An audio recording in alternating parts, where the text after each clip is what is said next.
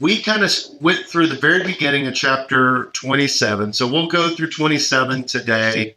I have a feeling we'll be able to hit most of 27, and we'll probably be able to finish up next week, which would be good. That would be good, because so we'll go through this. We'll we'll talk about the beginning of 27 again, but nothing too in depth to kind of hit it. But we did talk about taking the place, the Barabbas thing. We'll kind of hit that again and go through the King of the Cross narrative. So let's listen to all of chapter 27 here, and we'll have a good time. Maybe. We'll find out. That's yet to be determined. There we go. When morning came, all the chief priests and elders of the people plotted against Jesus to put him to death.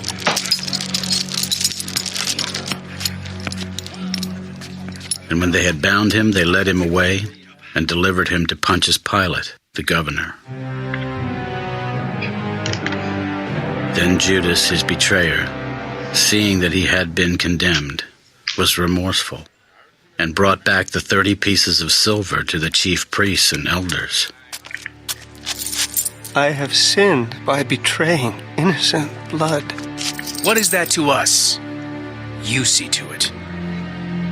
Then he threw down the pieces of silver in the temple and departed, and went and hanged himself. But the chief priests took the silver pieces. It is not lawful to put them into the treasury, because they are the price of blood. And they consulted together and bought with them the potter's field to bury strangers in. Therefore that field has been called the field of blood to this day. Then was fulfilled what was spoken by Jeremiah the prophet. And they took the 30 pieces of silver, the value of him who was priced, whom they of the children of Israel priced, and gave them for the potter's field, as the Lord directed me. Now Jesus stood before the governor. Are you the king of the Jews? It is as you say. And while he was being accused by the chief priests and elders, he answered nothing. Do you not hear how many things they testify against you? But he answered him not one word, so that the governor marveled greatly. Now at the feast the governor was accustomed to releasing to the multitude one prisoner whom they wished. And at that time they had a notorious prisoner called Barabbas. Therefore, when they had gathered together, Pilate said to them, Whom do you want me to release to you? Barabbas or Jesus, who is called Christ? For he knew that they had handed him over because of envy. While he was sitting on the judgment seat, his wife said to him, Have nothing to do with that just man, for I have suffered many things today in a dream because of him. But the chief priests and elders persuaded the multitudes that they should ask for Barabbas and destroy Jesus. Which of the two do you want me to release to you? Barabbas! What then shall I do with Jesus, who is called Christ? Let him be crucified! Why? What evil has he done? But they cried out all the more. Let him be crucified! When Pilate saw that he could not prevail at all, but rather that a tumult was rising, he took water and washed his hands before the multitude. I am innocent of the blood of this just person. You see to it. And all the people answered, His blood be on us, Blood be on us and on our children!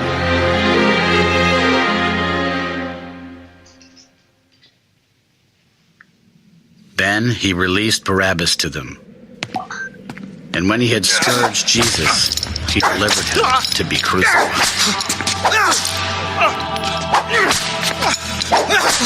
Then the soldiers of the governor took Jesus into the praetorium and gathered the whole garrison around him. And they stripped him and put a scarlet robe on him. When they had twisted a crown of thorns, they put it on his head, and a reed in his right hand. And they bowed the knee before him and mocked him. King of the Jews! Then they spat on him and took the reed and struck him on the head. And when they had mocked him, they took the robe off him, put his own clothes on him, and led him away to be crucified.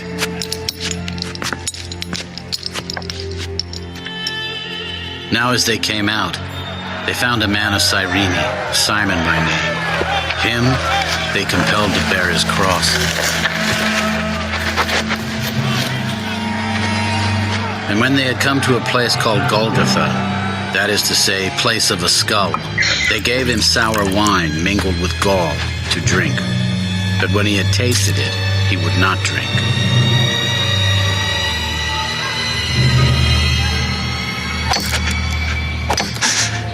Then they crucified him and divided his garments, casting lots, that it might be fulfilled which was spoken by the prophet. They divided my garments among them, and for my clothing they cast lots. Sitting down, they kept watch over him there, and they put up over his head the accusation written against him, "This is Jesus, the King of the Jews." Then 2 robbers were crucified with him, one on the right and another on the left. And those who passed by blasphemed him, wagging their heads. You who destroy the temple and build it in 3 days, save yourself. If you are the Son of God, come down from the cross. Likewise the chief priests also, mocking with the scribes and elders, said, He saved others. Himself he cannot save. If he is the King of Israel, let him now come down from the cross, and we will believe him. He trusted in God. Let him deliver him now if he will have him. For he said, I am the Son of God. Even the robbers who were crucified with him reviled him with the same thing. Now, from the 6th hour until the 9th hour, there was darkness over all the land.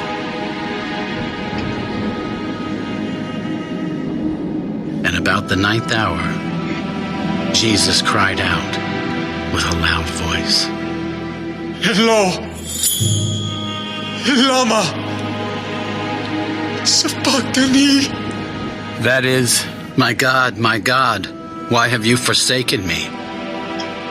Some of those who stood there when they heard that said, This man is calling for Elijah.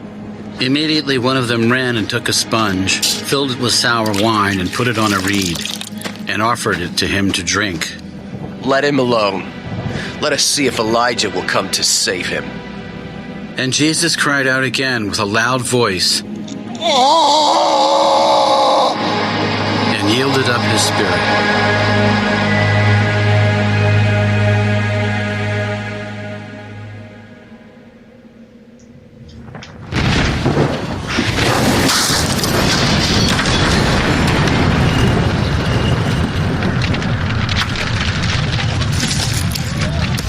Then, behold, the veil of the temple was torn in two from top to bottom. And the earth quaked, and the rocks were split, and the graves were opened. And many bodies of the saints who had fallen asleep were raised. And coming out of the graves after his resurrection, they went into the holy city and appeared to many. So when the centurion and those with him who were guarding Jesus saw the earthquake and the things that had happened, they feared greatly. Truly, this was the Son of God. And many women who followed Jesus from Galilee, ministering to him, were there, looking on from afar, among whom were Mary Magdalene, Mary the mother of James and Joses, and the mother of Zebedee's sons.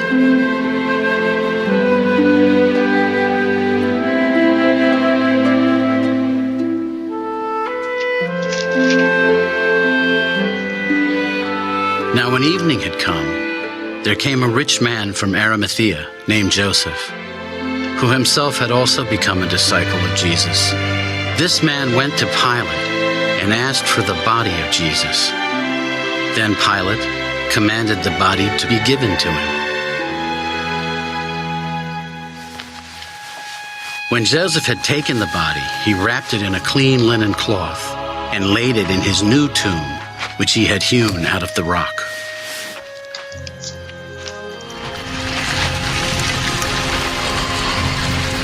And he rolled a large stone against the door of the tomb and departed.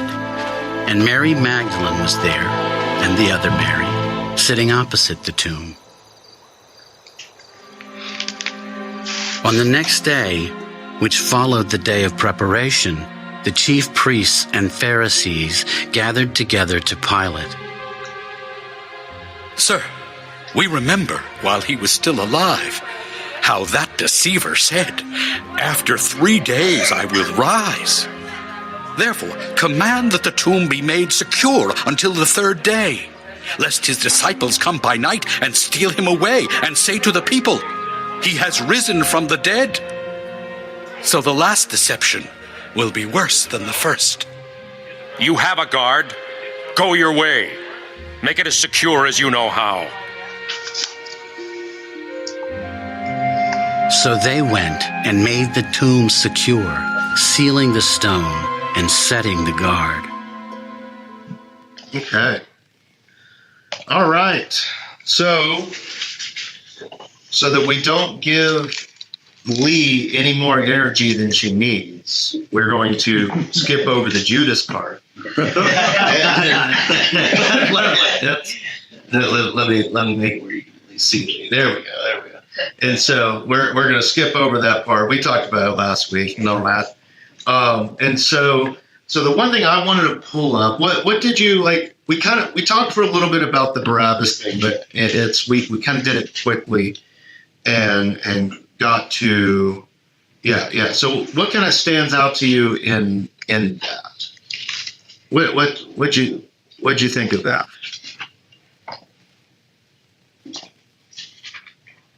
Anything? Argue referring to the blindness of the crowd? The blindness, or just anything. Does anything stand out to you? I know we talked a little bit about it last week. Like that, the blindness of the crowd, anything. I have something I want to show you guys, but I'm trying to get to it right now. Let's see. You want us to talk? That's right. Talk amongst ourselves. So like this is like Good one. Very good. How about the influence of Pilate's wife? Okay. Yeah. See, I think that's His wife. He comes. Oh, yeah. This guy. Yeah, let him go. Well, told him to have nothing to do with it. But she said he troubled me in dreams. Really?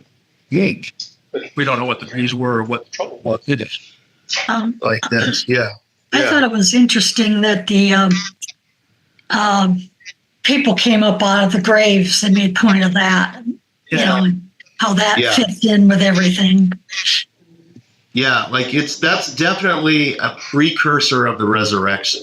Oh, okay. Yeah, like that is definitely there. So what I want to show you is, and I'm not sure why the English translations do this. Let me look at, but in Matthew chapter 27, verse 16, what do they call Barabbas in your translations? Victorious prisoner. Well, do they call him anything else besides just Barabbas? No.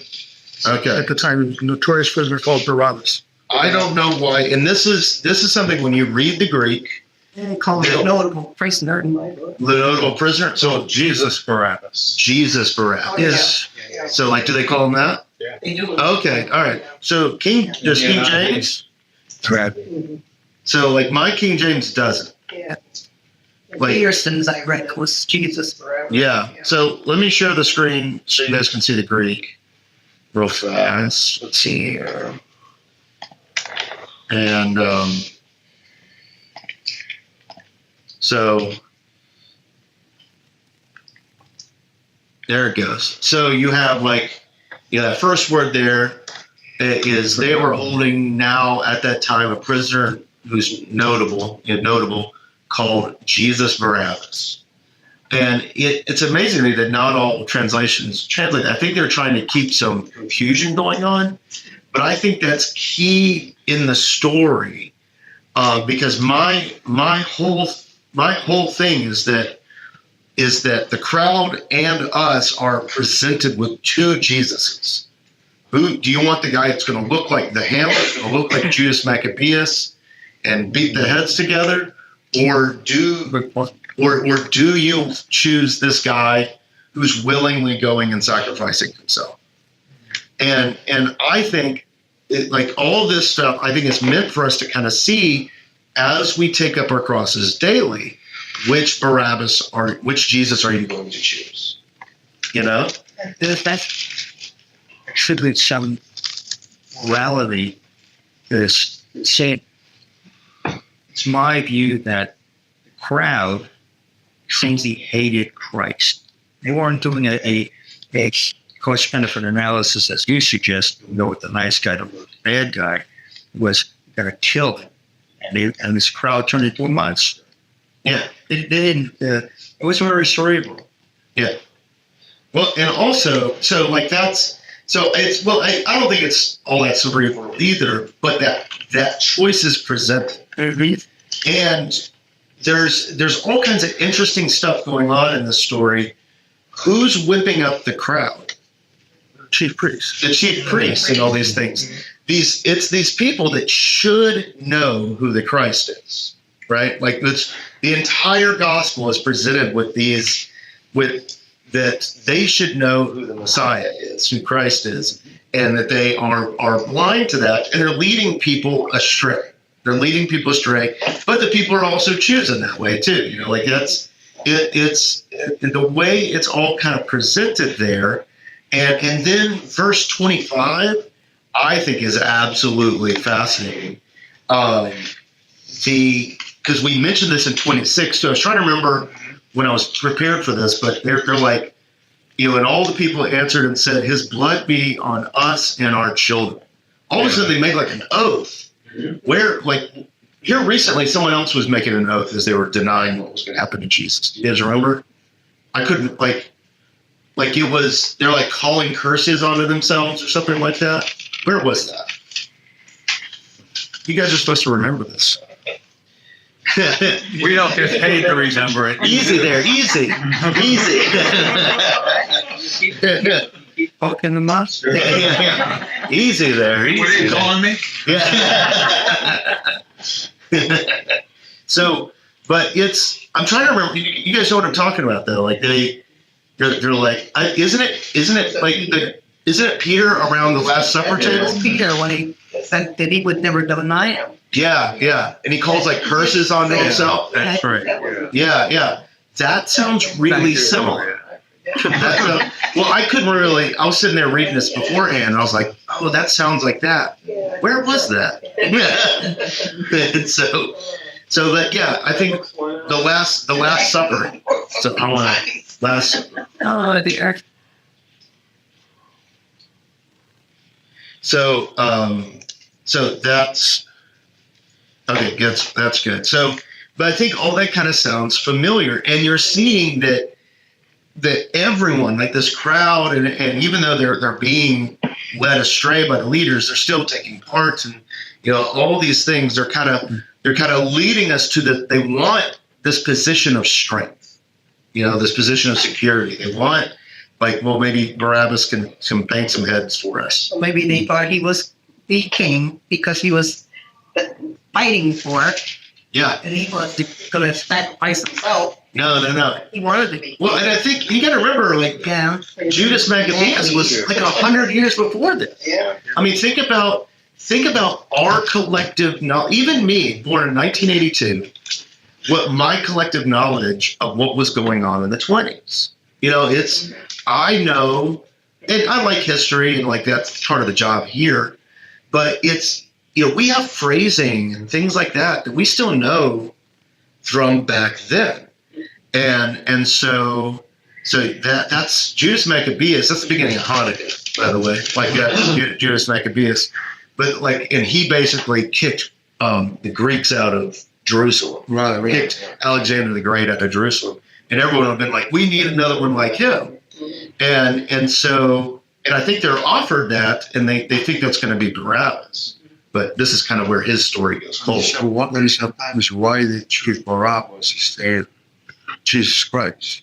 I think it's. I think they want someone that's strong. Someone that's gonna. My favorite phrasing lately is like someone's gonna bang heads together. And like they take names and all that stuff because, like, that's often the biggest fights that I've had in church. I don't know if I've had any fights about it here, but like in previous churches, has always been because people want to present something in strength. They want faith to appear strong. They want all this stuff, and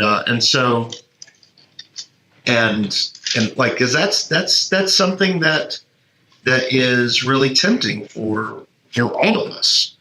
And I think we see that, I don't know if you want to get what you get there. So then did anyone else want to say anything about Barabbas?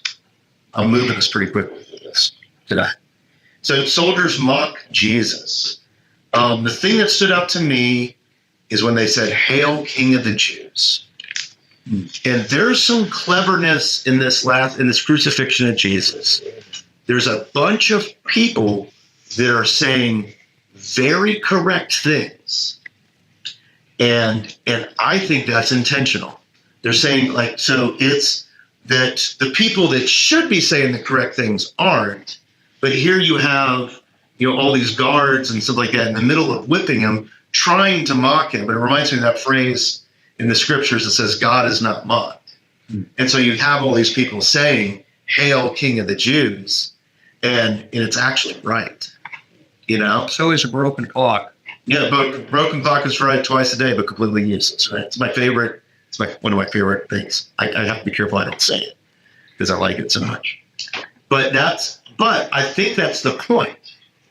Is that the ones that are arguably evil in the story are actually saying truth, and that the ones that should be calling the truth are saying lies.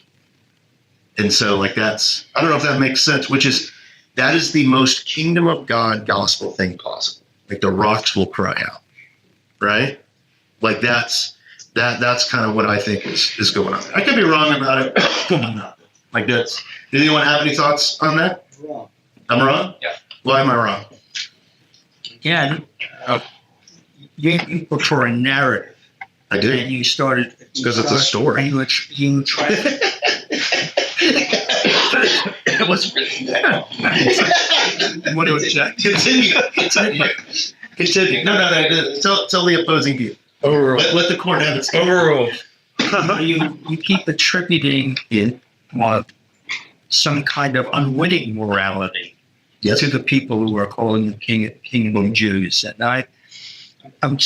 I don't have the full context that you love in the narrative to extract that and say, isn't that something? These guys who are destroying this guy got it right. They didn't get anything right. I'm not saying they got it right. I'm saying they're saying them right. It's back to that clock that's broken. That doesn't mean anything more than it's broken. Peterson's little notes. Yeah. It says Jesus' whole trial was illegal because the Jewish people weren't supposed to they had to have so many judges there to judge them. They couldn't do it at night, which they did.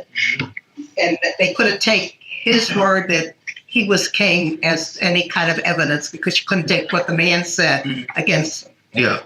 That's when you read Peterson. So yeah, and you can really see what he's saying. But I haven't read that, but by what you're saying about it, like, it's sneaky and rough. Right. Yeah, they just nothing good happens when you're being sneaky and Russian, right? Like, that's not Russian as in the people. Like, Russian is like this.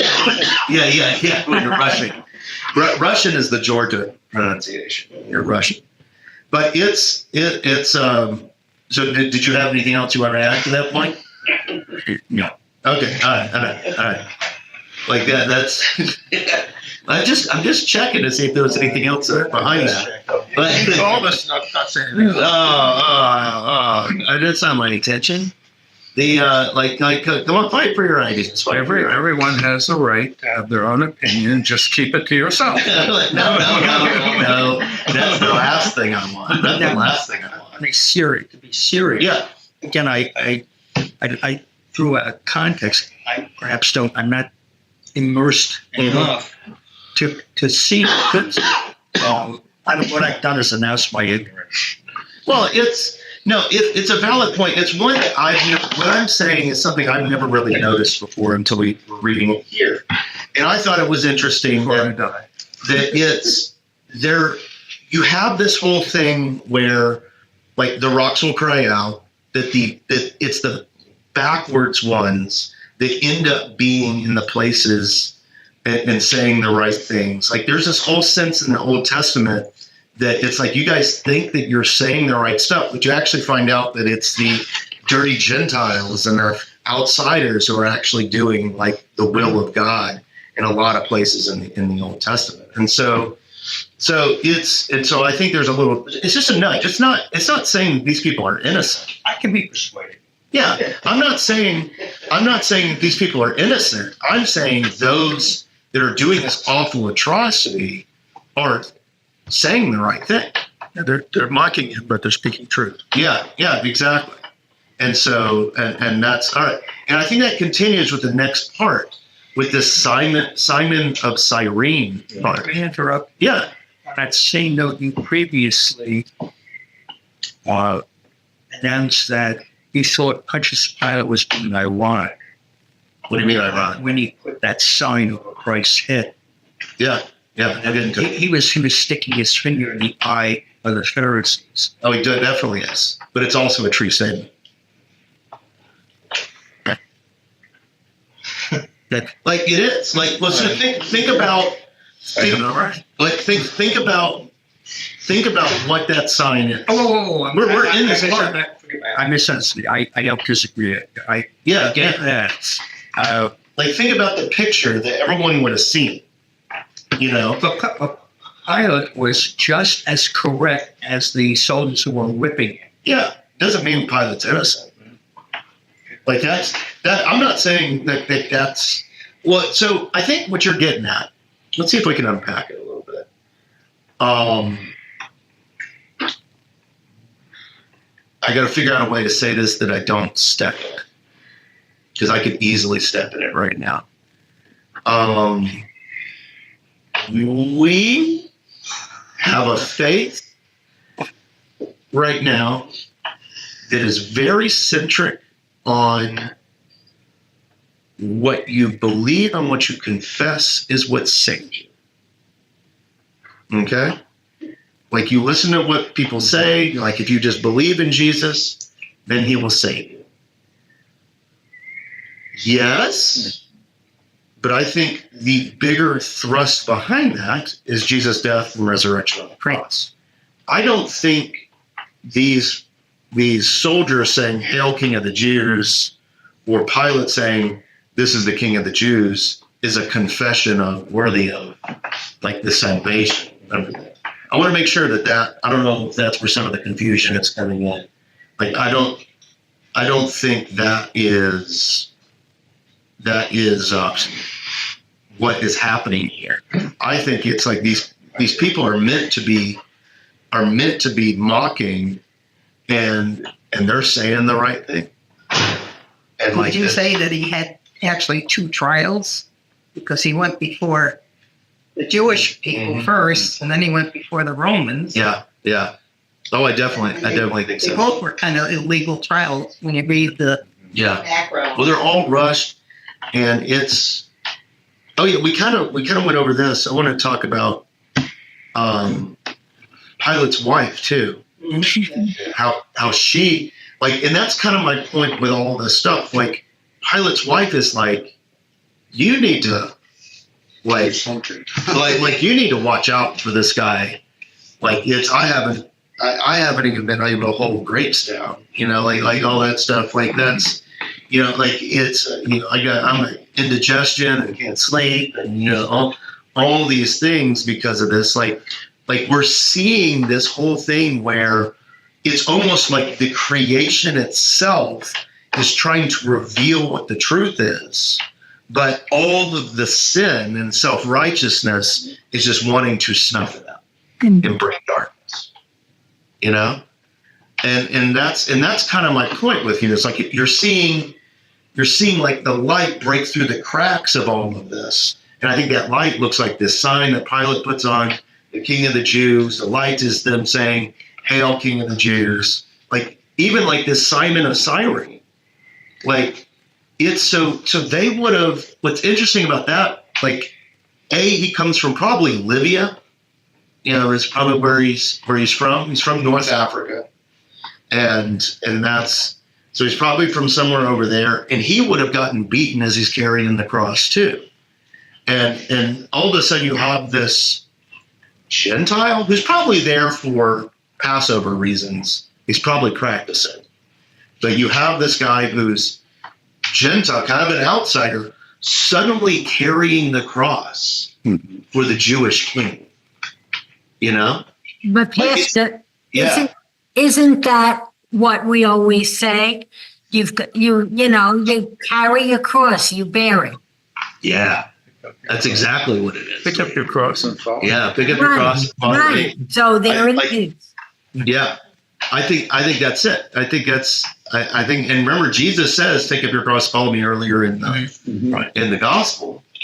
And like, you see this Gentile, like a righteous Gentile. He's in Jerusalem during Passover, most likely. But it's this. They make a big point to make sure you know where he's from.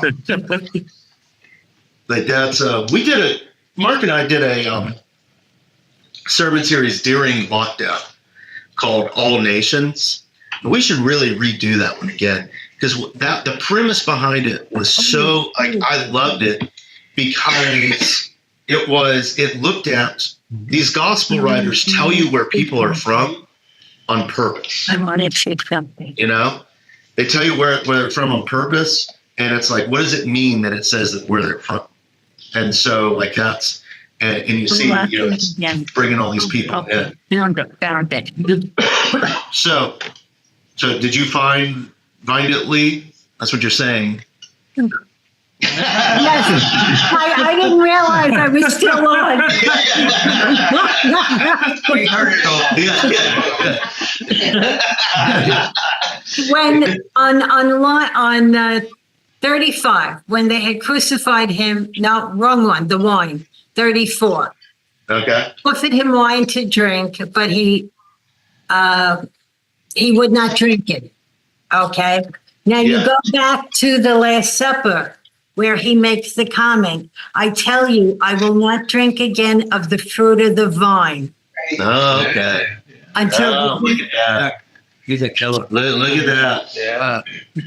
Like, so even though he would have been super thirsty, even, like that's good. That's good.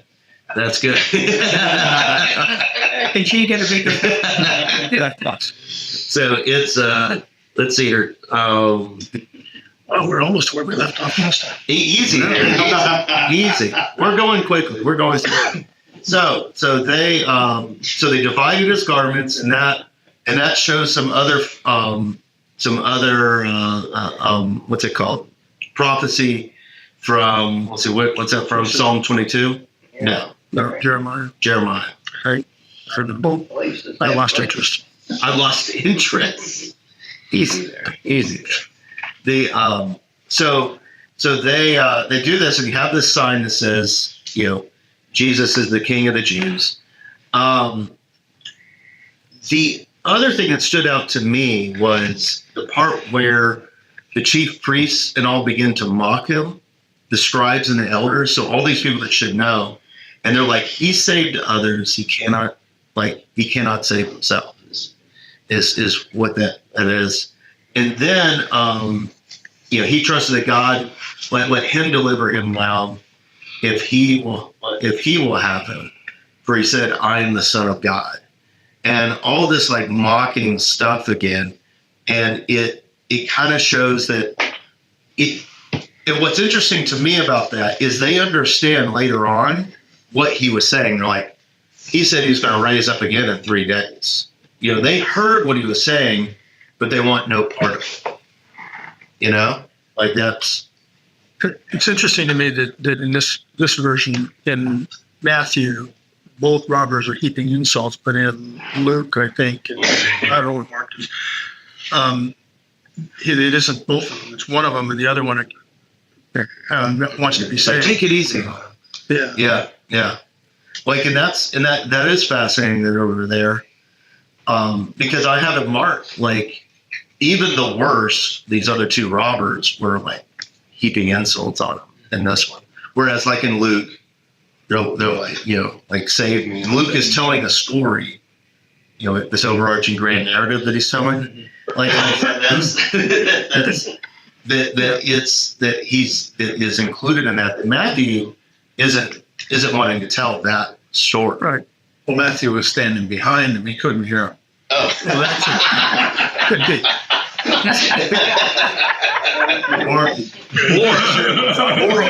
or when they all left and ran away. You're just supposed to help me understand. He forgot his. So they're even heaping insults at him. Yeah, do you want to say something? I just agree that they're each telling their own story the way they want to tell it. Mm-hmm. Yeah, the way they want you to hear it. Because they have goals with it. Right. They have goals to show you the picture of Jesus that they want to show you, which I think is valid. Like that's, and so like I spent a lot of time in Bible studies, and so is Gloria here, and like that's been one of my big things. Is like read the Gospels, understand what's going on in the other ones, like and how it's different, but like try not to homogenize them into like one story because that story doesn't exist. Yeah, there was a book that came out. Remember, Gloria, the story? Oh, yeah. Jim Johnson had his little study. Yeah. No.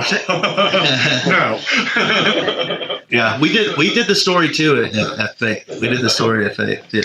Like it was, that was a whole year. It was a whole year. And so like that was, that book. So it's I think it's more confusing. To me, it was more confusing than enlightening. Oh, okay, yeah. Trying to bring it all together like that. I thought the story, this is getting off topic, but I thought the story in the Old Testament was way better than the New. Yeah. Like in the Old Testament, it got rid of all the weird stuff that we don't know what to do as American nobles. Like that, yeah. I mean, just like the second half of Exodus, where they're building the tabernacle, all that stuff. Like it gets, So it's just one of those things. Anyway, moving on. 45. No. I think it's good. New territory. New territory. So now, so verse 45. Now, from the 6th hour until the 9th hour. That's interesting language. Some noon to 3. Noon to 3. Yeah. That's what they claim. That's what they say. Okay. It was. Hold on. Yeah, go ahead. It was from the 6th hour was from sunrise. Right. So depends on what time of the year it was. Could be opposite. Could be 9 o'clock in the morning or noon. Okay. So in Greek they call it the 6th hour. And so like the reason why I think that's important. So let's see. So it says 6th hour darkness was over all the land until the 9th hour. So that's what's in the Greek. So what I think is important about that is that number 6. Like that, remember, like I think the numbers are like emojis. Yeah. So see, this is what the gospel was written in. Right. Yeah. And so like that's yeah. He's got the Greek heritage going on. Like that. Yeah. And so and this is Old Greek. That's okay. Yeah. And so, or Koine or whatever it is like that. The so it's so you have that, but it's like that number 6 is sticking out there. It's important to know that it's probably noonish, hot in the day, but I think that 6 is meant to stand out there.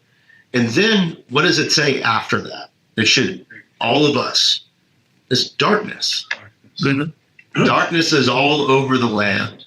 That's from the prophecies. Yeah, yeah. So like what when the prophecies, what are you talking about? Like this? Well, that was the prophecy. The darkness shall cover the earth. Oh yeah, yeah, yeah. And that's a reference. Like for my brain, it went back to that first day of creation. So it's almost like with that darkness, it's almost like the creation is being rolled back. Amos. Yeah. Yeah, and Amos. Yeah. So like that, you have this like grand thing, and then 46, you have Jesus yelling out, Eloi lama sabachthani, Eloi lama sabachthani, like something like that. Lama sabachthani. Sabachthani, yeah. That is, my God, why have you forsaken me? It's not the same. Yeah. and that's straight from Psalm 22. Yeah. And that is Psalm 22. Do you know what comes after Psalm 22? Psalm 23.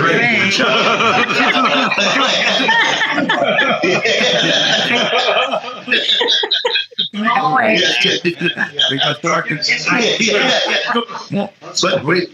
Now what? I think it's Aramaic. It's supposed to be Aramaic. Yeah. Supposed to be.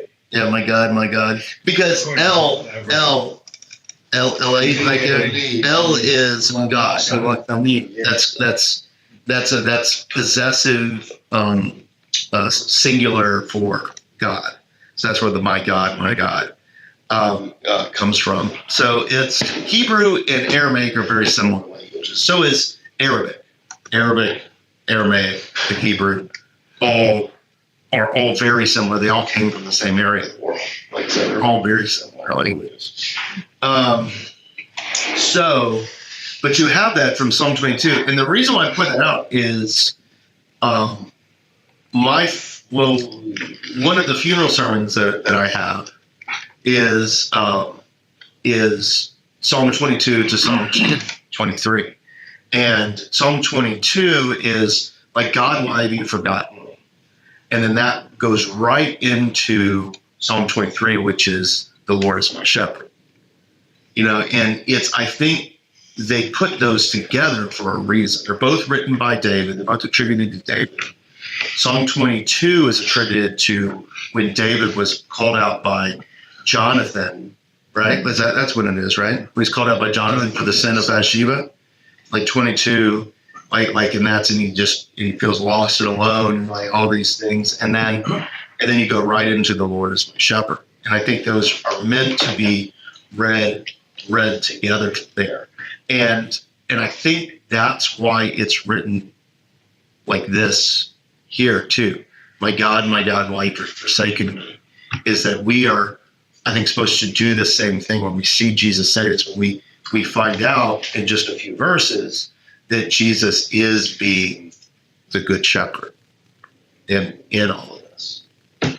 And also, I think that cry is also that same cry of David, that same cry of Psalm 22, which is that same cry that we all make. That it's like, why is my life descended to this level of suckiness? Like why has this happened? And that's why in my sermons and all that stuff, I'm always going to, on the cross, Jesus isn't lifting you up, but he's meeting you in the muck and the mire and the hurts and the pains, like all this stuff. All the times that we have cried, God's why, that Jesus is meeting us there. And I think that quoting a Psalm 22 is that. And so, like, I don't know, does anyone have any thoughts? I know it's a little print narrative, but that's, yeah.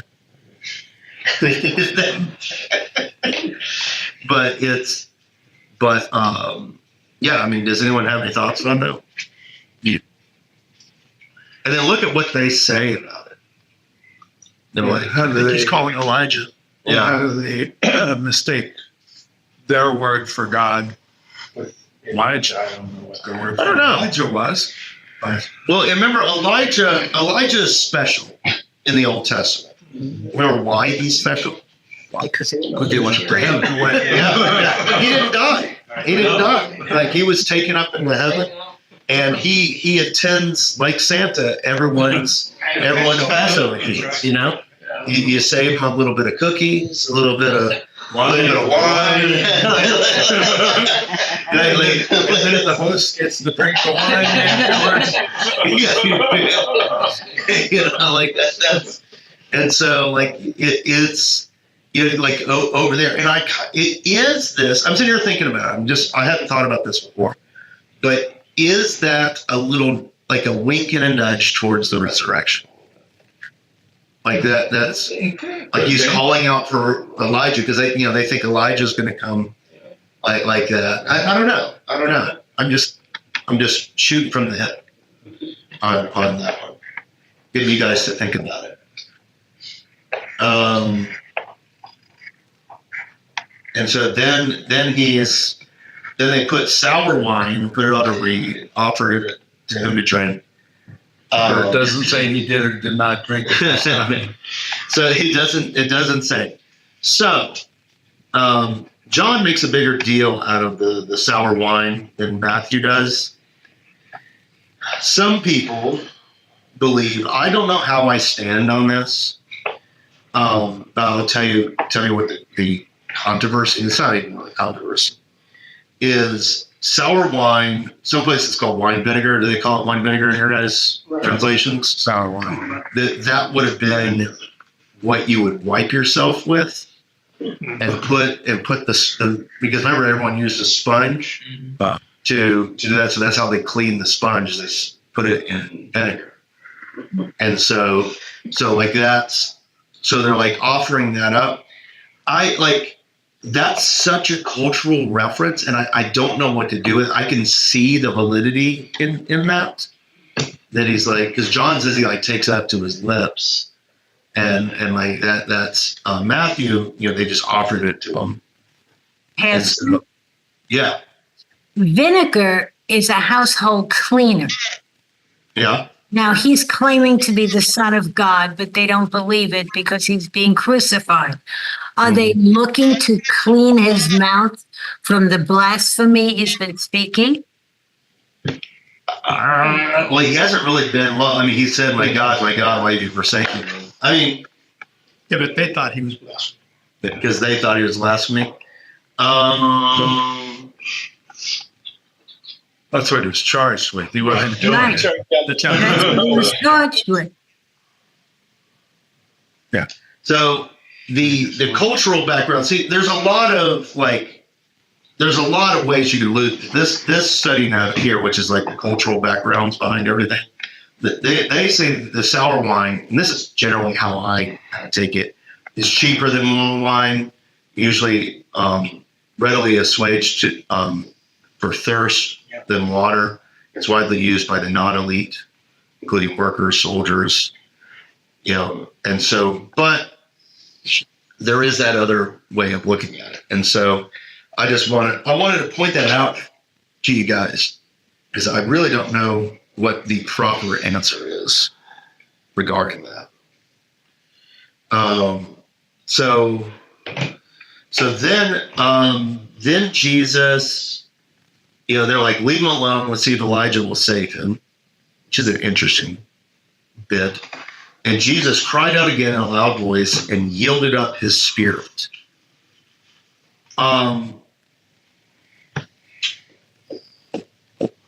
That's, to me, when I was reading this earlier, or when we were reading it earlier, that kind of sounded like the Spirit came and acts very loudly, and so like it. I don't know. But the big one that's super fun is, and then the veil, and it says, "And behold," like that's what's it say in the other English translations? And behold. So like that is that's a big word in Greek. Like, and behold, then the veil of the temple was torn in two from the top to the bottom. That everything is new. That the closed off place of God's presence, the Holy of Holies, was on the loose. Exposed for everyone to see. Yeah. Like it's open. All the secrets are out. Open up. And so then you see like what had been going on, that when Jesus cleansed the temple, he cleansed it because there was no spot for the Gentiles to know that there was God. God was there.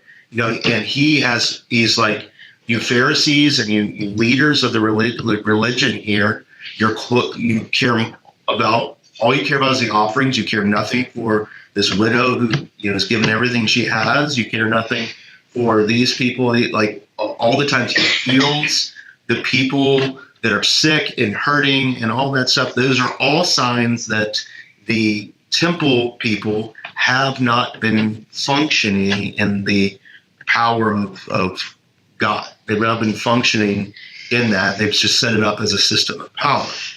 And so then you see that when all of a sudden the earth quakes, rocks are split, and the graves are open. And suddenly you have all these people that have been resurrected that are going around and talking to other people. It's like, Aunt Julie, like that. like But they said that resurrection of those dead people didn't come till Christ rose from his grave. It didn't happen while he was on the cross. Yeah. I'm struck by the temple having been built upon sand. Oh, yeah? Yeah, what do you mean by that? Well, again, on crucifixion, the temple reveals what it is. It's the creation of man, not of God. And going back to probably about beware of the house that's not built upon solid rock, but upon sand. Apparently, and what you're talking about there is something that in this last year has been very enjoyable to me, is that idea of what does it mean to be built upon the solid rock rather than the sand.